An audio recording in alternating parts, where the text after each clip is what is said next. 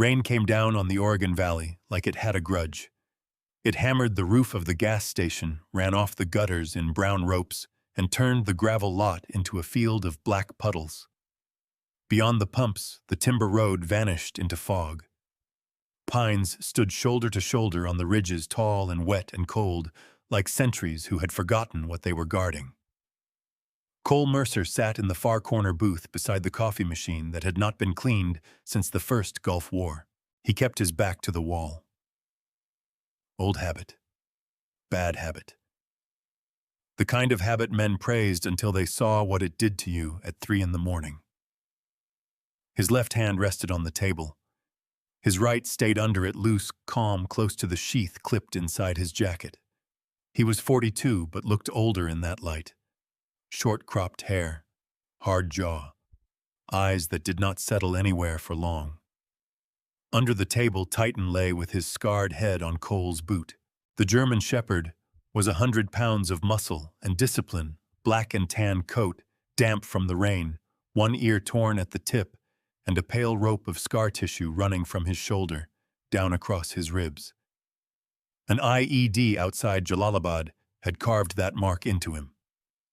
The blast had killed 2 men, ruined Cole's hearing in one ear, and left Titan with nightmares that sounded almost human. Cole knew because sometimes they woke up at the same time. A bell over the door gave a tired jingle. An old man stepped inside. He wore a field jacket too thin for the weather and boots caked with mud. One boot dragged half a second behind the other. His beard was white and patchy, his cheeks hollow, and his hands shook as he pulled off a soaked knit cap. Nobody looked up except Cole and Titan. The dog lifted his head. Not fast, not aggressive, wrong kind of attention. His nostrils flared. His body went still. The old man moved toward the counter with a loaf of bread tucked under one arm and a small roll of medical gauze in his other hand. He set them down like they were made of glass. How much, he asked. The cashier, a skinny kid with a nose ring and dead eyes, scanned the items. $11.86. The old man swallowed. He reached into his pocket and brought out coins. Nickels, dimes, pennies dark with grime, a folded single, another single with tape over the corner. Cole watched the man count. $1, 2, 5, 7. The old man counted again, slower this time, lips moving. Rain ticked against the windows. The kid behind the register sighed. You're short. How much? $3.86. The old man looked down at the bread, not at the cashier, not at the people in line, at the bread, like a man staring at the last bridge out of town. I can bring it tomorrow, he said. My check clears in the morning. The kid shrugged. Store policy. From the aisle near the beer cooler, a man laughed. He was big in the way cowards like to be big, with a red face, a logging company jacket, and hands that had done more pointing than lifting. His name patch read Ray. Cole had seen his type in Kandahar, contracting offices and sheriff briefings in cheap bars outside bases, men who borrowed authority from whoever paid them. Ray stepped forward, chewing gum with his mouth open. Well, look at that, he said. Silas Crow trying to run credit at a gas station. The old man went rigid. Cole's eyes shifted. Titan's low growl rolled under the table. Not loud enough for most people. Loud enough for Cole. Ray leaned on the counter too close to the old man. Clayton's still waiting on that signature, Silas. You got money for bread, you got time to sign papers. Leave me be, Silas said. His voice had almost nothing left in it. Ray smiled. You don't get to be left alone when you owe people. I don't owe Clayton Weller 1 inch of my land. The room went quiet. Even the cashier stopped pretending not to listen. Ray's smile thinned. He picked up the roll of gauze and turned it between 2 fingers. What's this for? That leg's still leaking. Maybe you ought to sell before you can't walk to the mailbox. Silas reached for the gauze. Ray shoved him. Not hard enough to look like an attack to a camera. Hard enough to put an old man on one knee. Coins scattered across the dirty tile. Pennies spun under the candy rack. A dime rolled to Cole's boot and stopped. Titan stood, every muscle in him locked. Cole's hand came off the knife. Down, Cole whispered. Titan did not bark. That was what made the air change. He walked forward in silence, head low, shoulders rolling. The cashier backed away from the register. Ray took half a step back before pride shoved him forward again. What the hell is this? Titan ignored him. The dog went straight to Silas. Then something broke in him. He lowered his scarred body to the floor, pressed his nose against the old man's muddy boots, and breathed in hard. Once, twice, again. Then he made a sound Cole had heard only once before, in the dust beside a blown-out convoy truck. Pain. Recognition. A wound opening from the inside. Silas stared at the dog, stunned. His weathered hand hovered over Titan's head, but did not touch. Cole stood. The booth scraped behind him. He crossed the store without hurry. That was another old habit. Never rush unless the room was already on fire. He took a 20 from his wallet and placed it on the counter. Bread, Cole said. Gauze. Coffee if he wants it. Ray looked him over. This ain't your business. Cole turned his head. Just enough. Ray saw something there and shut his mouth. The cashier took the bill with trembling fingers. Silas pushed himself upright, face burning with humiliation. He grabbed the bread and gauze before the kid could bag them. I didn't ask for charity, Silas said. No, Cole answered. You didn't. The old man's eyes lifted for the first time. Gray eyes, wet, furious, ashamed. Titan whined and pressed closer to him. Silas flinched as if kindness hurt worse than the shove. Then he turned and limped toward the door, clutching the bread against his chest. The bell jingled. Cold rain rushed in. He disappeared into it without looking back. Titan lunged after him until Cole caught the harness. The dog twisted frantic, now teeth closing on Cole's sleeve, not biting, pulling. Outside, Silas was already a shadow in the storm. Cole stared through the glass. His pulse had changed. The rain, the old man, the dog's broken sound. Somewhere deep in his skull, a dead radio hissed back to life. Not a memory, a warning. Titan would not stop pulling.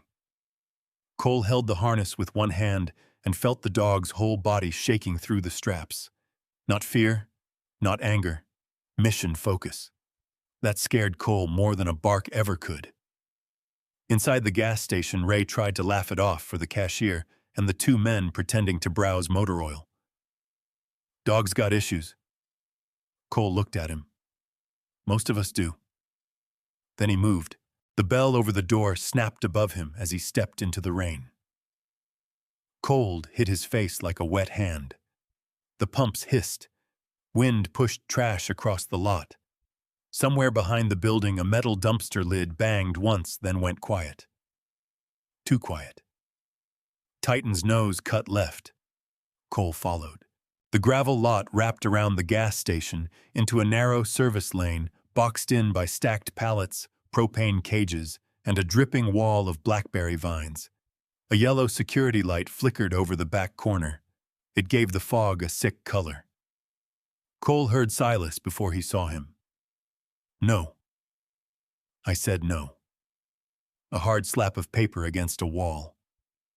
Then a younger voice, mean and bored. Your signature goes right here, old man. Cole stopped at the edge of the building and took the scene in. 3 men had Silas pinned near the dumpster. Not Ray. These were different.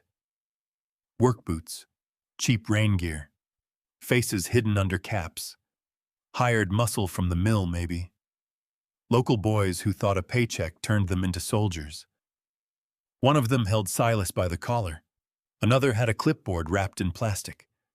The third stood over a small wooden case lying open in the mud. Silas's bread had fallen beside it. So had the gauze. The man by the case lifted out a bronze medal display, old and polished by years of care. He held it under the security light. "What's this, some hero junk?" Silas tried to lunge. His bad leg failed him. "Don't touch that." The man grinned and dropped the display on the pavement. It cracked. Silas made a sound that did not belong in a human throat. Cole felt the world narrow. The rain became rotor wash. The flickering light became muzzle flash. His mouth filled with dust that was not there. Titan pressed against his leg, anchoring him. Warm, real, breathing. Cole pulled himself back from Afghanistan 1 inch at a time. The man with the clipboard shoved a pen into Silas's hand. "Clayton Weller is done asking nice. That lakefront's going to the company. You sign tonight, you get 10 grand and a motel room. You don't, maybe next time you fall down those porch steps, nobody finds you till spring." Silas stared at the broken metal case. "That was my boy's," he whispered. The man holding his collar leaned closer. "Your boy ain't here." "No," Cole said from the dark. "But I am." All three turned. Cole stepped into the light, with rain running off his jacket. Titan stood at his left heel, silent as a loaded chamber. The clipboard man laughed first. "Walk away." Cole looked at Silas. "You okay?" Silas shook his head once, barely. That was all the sitrep Cole needed. The first man came fast, swinging wide. Street fight, no training, too much confidence. Cole slipped inside the punch, trapped the wrist, turned his shoulder, and put the man face first into the side of the dumpster. Not hard enough to kill him. Hard enough to rewrite his plans for the evening. The second reached under his jacket. Cole closed the distance before the hand came out. A forearm strike folded the man at the ribs. Cole stripped the folding knife from his grip, drove him backward, and locked his arm high between shoulder and elbow. The man went to his knees, screaming before Cole let him drop. Controlled, clean, no rage. That was the part Cole fought for. The clipboard man bolted. Titan launched. One black and tan shadow cut through the rain and hit the runner low. The man went down in the mud, with Titan's jaws clamped around his sleeve, not skin. The dog pinned him by weight, and Will alone, teeth bared, inches from his face. The man started crying. "Please, please, get him off." Cole picked up the clipboard from the mud. The top page was a quitclaim deed. Under it were photographs of Silas's cabin, his mailbox, his porch, his windows, red circles around weak points, notes in block letters. Pressure him after dark. Cut power. Use lake access road. Cole's jaw tightened. This was not a land dispute. This was an op. Bad men loved paperwork. It made evil feel official. Cole crouched in front of the man under Titan. "Who sent you?" The man squeezed his eyes shut. Titan growled. "Clayton," he gasped. "Clayton Weller. He just wanted the land. That's all. We weren't supposed to—" "To what?" the man said. "Nothing." Cole leaned closer. "You tell Mr. Weller something for me. Tell him Silas Crow is off limits. He won't stop. Then he'll learn." Cole stood and gave a sharp hand signal. Titan released instantly and backed to heel. The three men stumbled away into the fog, dragging pain and panic with them. One left his cap in the mud. Silas sank against the wall, shaking so badly, the bread in his arms split open. Cole picked up the broken metal case. Inside was a faded ribbon, a photograph, and a name engraved on brass. Toby Crow. Cole stopped breathing. Titan moved first. He pushed his nose toward the name and let out that same wounded sound. Silas looked up at Cole, rain hiding the tears on his face. "You knew my son Cole could not answer, not with the dead suddenly standing between them." Cole drove without turning on the radio. The old Bronco crawled along the lake road, headlights cutting 2 dirty tunnels through the rain. Silas sat in the passenger seat with the broken metal case on his lap, both hands locked around it. Titan rode in back, standing the whole way, nose pressed between the seats, breathing in Silas like the answer to a question he had carried for years. Nobody spoke for nearly 5 miles. Then Silas said, "You were with Toby." Cole's hands tightened on the wheel. "Yes, sir." Silas nodded once. "He wrote about a man named Cole. Said you could read wind by watching dust move on a boot." Cole swallowed. "He made me sound better than I was." "No," Silas said. Toby didn't lie. That hit harder than any punch in the parking lot. The cabin appeared through the fog at the edge of the lake, sagging under black timber and wet moss. A single porch light buzzed weakly. Spray paint bled across the front wall in red letters. Sign or burn. Cole killed the engine. For a second, he was not looking at paint. He was reading threat markers on a target package, hostile intent written by amateurs who had no idea what kind of door they had kicked. Silas saw his face and gave a bitter laugh. "Been like that 3 days. Sheriff says it's kids. Sheriff blind or paid, maybe both." Cole got out first, scanned the tree line, then opened Silas's door. The old man hated needing help. Cole offered an arm anyway. Silas stared at it, proud and wounded, then took it. Inside the cabin was colder than the gas station. Not dirty. Not careless. Poor in the way a man got after outliving his wife, his son, his work, and every neighbor who once owed him decency. A wood stove sat empty. 2 blankets covered a chair patched with silver tape. On the wall near the stove hung photographs. A boy with a fishing pole. A young sailor in dress whites. A bearded operator in desert kit grinning with one arm around a German shepherd pup. Cole stopped. The air left him.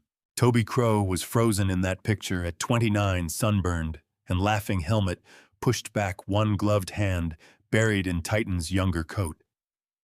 Cole stood beside him in the photo, thinner, harder, not yet broken. Titan remembered. The dog walked to the wall and sat under the photograph. Then he whined. Silas watched him. "That's the dog," Cole's voice came out rough. "Yeah." Toby said that K9 had more sense than half the team. He did. Silas turned away fast, but not fast enough. Titan suddenly moved. Not toward the photo. Toward an old cedar chest under the window. He pawed at it once, then looked at Cole. "Leave it," Silas said. Titan pawed again, desperate now. Cole looked to Silas for permission. The old man's jaw worked. Finally, he nodded. Cole opened the chest. The smell rose first. Cedar, dust, old canvas. Something metallic underneath memory. Titan shoved his muzzle into the folded clothes and pulled out a desert camo jacket.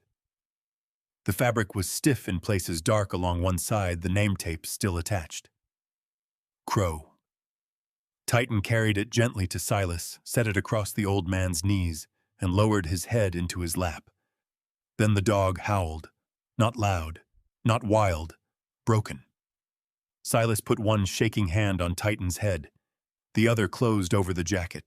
He bent forward until his forehead touched the dog's scarred skull. Cole backed into the wall. The room tilted. Afghanistan came for him with no warning.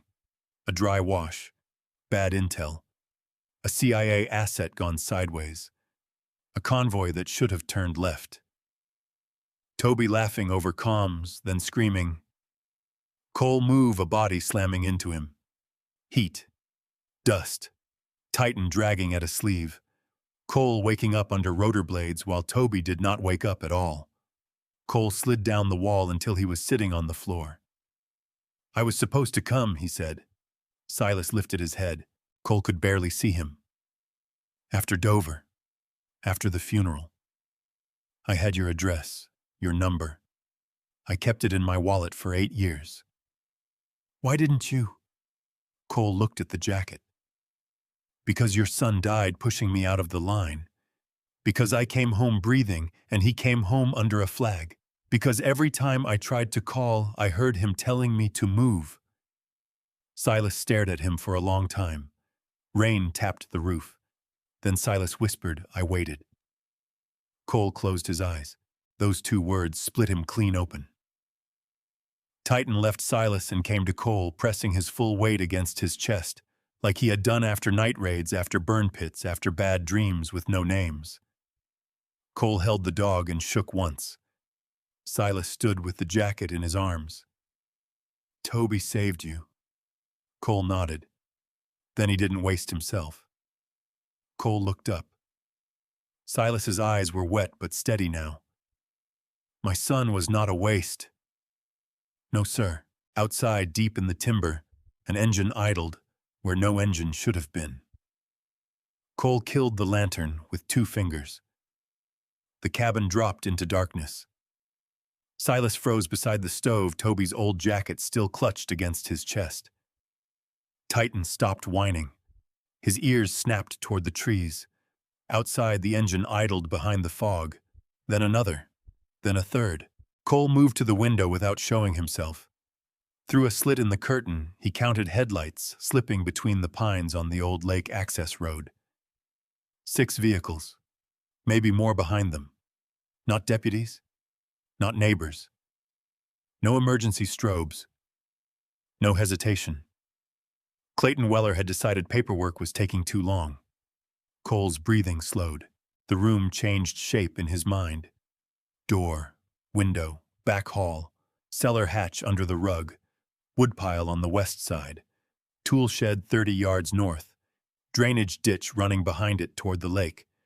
A map drew itself behind his eyes. Silas, he said quietly. Cellar, now. The old man stared at him. This is my house. Then stay alive inside it. Glass broke somewhere outside. A bottle hit the porch and burst into flame, orange light, licking up the wet boards. Another smashed near the front steps, burning low in the rain. Silas's face went pale. Cole grabbed a wool blanket, smothered the first fire, then shoved the rug aside and yanked up the cellar hatch. Down! Silas hesitated until Titan nudged him hard in the hip. That did it. The old man climbed down slow and shaking. Cole handed him a flashlight and Toby's jacket. Whatever you hear, you do not come up unless I call your name twice. Cole twice. Silas nodded. Cole closed the hatch. A voice boomed outside through the rain. Crow. Last chance, walk out with the deed, nobody gets hurt. Cole checked the back window. Men moved in the trees. Too spread out for drunks. Too sloppy for pros. Logging crew with rifles and nerve borrowed from their boss. He pulled his phone, no service. Of course. The valley was a dead zone unless you had a satellite uplink or friends in ugly places. Cole had both. He took a small emergency beacon from his go bag by the door, flipped the cover, and pressed the recessed switch. A silent burst went skyward on a military distress channel he was never supposed to keep. Langley would hate that. The FBI field office in Portland would hate it more. He did not care. Sitrep veteran under siege, multiple armed hostiles, attempted arson, local law compromised. He clipped the beacon under the kitchen table and looked at Titan. Shadow. Titan vanished toward the back hall. Cole opened the rear door and slipped into the rain. The first man came around the woodpile with a rifle low in both hands. Cole let him pass, then caught him from behind, one hand over the mouth, one arm controlling the weapon. 3 seconds later, the rifle was in Cole's hands and the man was asleep in the mud. No noise, no drama, just work. A second man near the shed whispered. Eddie. Titan answered. He hit from the dark like a truck with teeth, driving the man into the side of the shed. The rifle dropped. Titan planted both paws on his chest and held him there, snarling inches from his nose until the man whimpered like a child. Cole zip-tied his hands with cord from the shed. Stay, he told Titan. The dog stayed. Cole moved through the trees. Rain masked his steps. Wind covered the small sounds. The men had flashlights, but they used them wrong, swinging beams everywhere and blinding each other. Cole used the dark like a uniform. One by one, he broke their formation. A thrown rock pulled 2 men toward the ditch. Cole swept the legs of the first and disarmed the second before either understood they were alone. Another man near the porch fired into a window, screaming at shadows.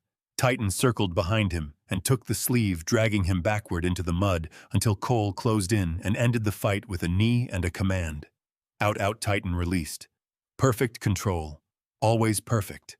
That was what separated him from the animals wearing men's faces. At the driveway, a black pickup door opened. Clayton Weller stepped out under an umbrella held by Ray from the gas station.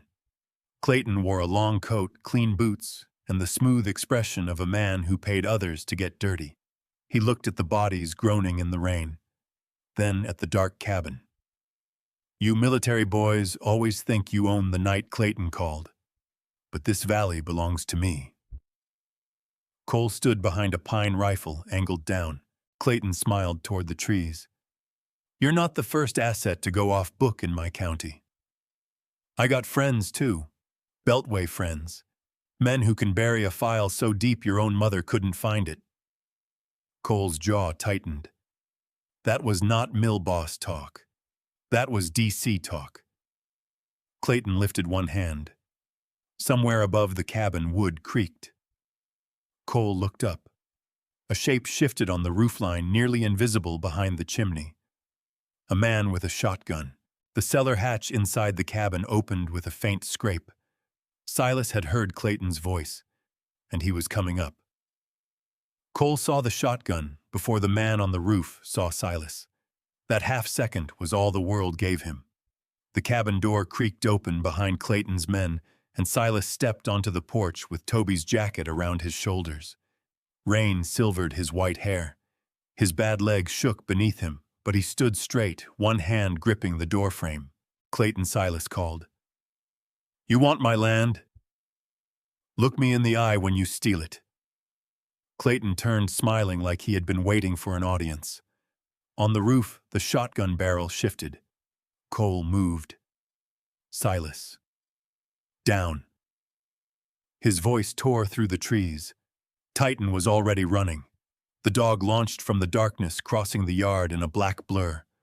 Cole fired once into the roofline, low and wide, forcing the gunman to flinch. But the man's finger closed anyway. The blast split the night. Titan hit Silas in midair.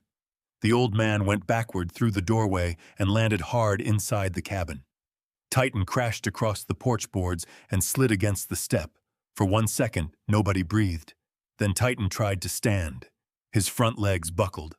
Cole forgot the rain, forgot Clayton, forgot DC and Langley and every dirty file buried under somebody's clean signature. He ran. The roof gunman scrambled to reload. Cole put a round into the shingles beside his hand, close enough to shower him with splinters. "Drop it," the shotgun fell. The man flattened himself against the roof, sobbing. Cole reached Titan. The dog lay on his side in the rain. Chest-heaving eyes locked on Cole as if waiting for the next command. A dark stain spread through the fur along his ribs, too fast in the cold light. "No," Cole said. It came out small. Titan's tail thumped once. That broke him. Cole pressed both hands against the wound. Titan whined not from fear, but because Cole was shaking too hard to help. "Stay with me, buddy. You hear me? Stay." Inside the cabin, Silas dragged himself across the floor, stunned and gasping. He saw Titan and stopped. The old man's face collapsed. "He saved me," Silas whispered. Clayton's voice cut through the rain. Touching. Real touching. Cole looked up. Clayton had Ray's pistol, now his umbrella gone, his clean coat soaked. The mask had slipped. No county king, just a frightened man with money secrets and nowhere left to hide. "You should have walked away," Clayton said, aiming at Cole. Titan tried to lift his head. Cole stood slowly. There are moments when training leaves and something older takes the wheel. Cole felt it rise in him, black and hot, the thing he had spent years locking behind medication bottles, VA forms, and silence. Clayton fired. Cole had already moved. The shot punched into the porch rail. Cole crossed the distance before Clayton could correct his aim, trapped the gun hand, and drove him into the mud. The pistol skidded away. Ray ran. Titan growled from the porch. Ray stopped running. Cole pinned Clayton beneath one knee. Clayton clawed at the mud, coughing suddenly old in the face. "You know who I am," Clayton spat. "I have people in justice. I have people at Langley. That land is tied to a classified procurement route. You stupid son of a Cole," drove his forearm across Clayton's chest and cut the words off. Whose route? Clayton's eyes just widened. He had said too much. Cole leaned closer. "Black site rendition airstrip timber cover for something off the books," Clayton said. "Nothing." Cole's hands tightened. All he could hear was Titan's breathing behind him. Wet. Ragged. Slowing. Clayton smiled through mud. "That dog is done. The old man is done. You're done. Men like you don't get happy endings." Cole's vision went red at the edges. He hit Clayton once. Not enough. He hit him again. Clayton stopped smiling. Somebody was shouting Cole's name, but it sounded far away underwater, under rotor blades, under Toby screaming, "Move." Cole lifted his fist again. Then Silas was there. The old man had crawled into the rain. He wrapped both arms around Cole from behind, weak as paper, strong as a father. "Don't," Silas cried. "Don't you give him your soul. Toby didn't save you for that." Cole froze. Rain ran down his face. Or maybe it was not rain. Silas held on tighter. "Come back, son, son." The word struck deeper than any bullet. Cole let his fist drop. He rolled Clayton onto his stomach and bound his wrists with his own belt. Then he stumbled back to the porch and fell beside Titan. The dog's eyes found him. Cole pressed his forehead to Titan's. "I'm sorry," he whispered. "I'm so sorry." Silas laid Toby's jacket over Titan like a blanket, his hands trembling over the old name tape. From far off, faint at first, came the chop of rotors, then sirens. The beacon had worked. Cole looked toward the ridge as white searchlights broke through the rain. He held Titan harder, as if love alone could keep a heart beating. "Medic," he screamed into the storm. "I need a medic now." Titan's tail moved once beneath Toby's jacket. Just once. The helicopter came in low over the pines, shaking rain from the branches. White light swept across the cabin, the mud, the broken porch, and the men lying face down with their hands tied behind them. Federal agents came out of the tree line behind state troopers in rain gear, rifles down but ready. Somebody had taken Cole's beacon seriously. For once, the right people had arrived before the gravediggers. A medic dropped beside Titan and cut Toby's jacket open with a trauma shear. Cole grabbed his wrist. "That was his," Cole said. The medic looked at his face and stopped cutting. He folded the jacket back instead. "Pressure's holding," the medic said. "Weak pulse. We move now." Silas sat in the mud with both hands clasped, like he was praying without words. His lips trembled. Rain ran through the lines of his face. "Please," he whispered. "Not again." Cole heard him. Not again. Not another flag. Not another box. Not another living room where a father had to stand, while uniformed men told him his boy had died, clean and brave, as if that made the chair across from him any less empty. Titan was lifted onto a stretcher. His eyes rolled toward Cole. Cole walked beside him all the way to the helicopter. A federal agent in a dark jacket stopped him. "You, Mercer." Cole did not slow down. "Talk to me after my dog breathes." The agent looked at Titan, then stepped aside. Clayton Weller was shoved into the back of a state cruiser an hour later, no umbrella, no clean coat, no smile. Ray went in the cruiser behind him. The men from the mill were taken one by one, wet, bruised, and suddenly very willing to talk. By sunrise, the story had teeth. The quitclaim deed, the photographs of Silas's house, the arson bottles, the shotgun, the threats, the black ledger found in Clayton's truck with initials beside payment amounts. One set of initials belonged to a county deputy. Another belonged to a private contractor tied to a dead CIA logistics file that had been buried under timber leases and shell companies. Clayton had not been building a mill road. He had been selling access. By noon, Portland FBI had the case. By Friday, D.C. had a problem it could not shove into a drawer. Clayton Weller was charged with extortion, attempted arson conspiracy, and attempted murder. The deputy resigned before the ink dried. 2 Beltway names disappeared from their offices and reappeared in front of a grand jury. Cole watched none of it. He sat on a plastic chair outside an emergency surgery room for 8 hours with dried mud on his boots and Titan's blood on his sleeves. Silas sat beside him. Neither man slept. At 3:17 in the morning, a surgeon came out, mask hanging loose at her neck. Cole stood too fast.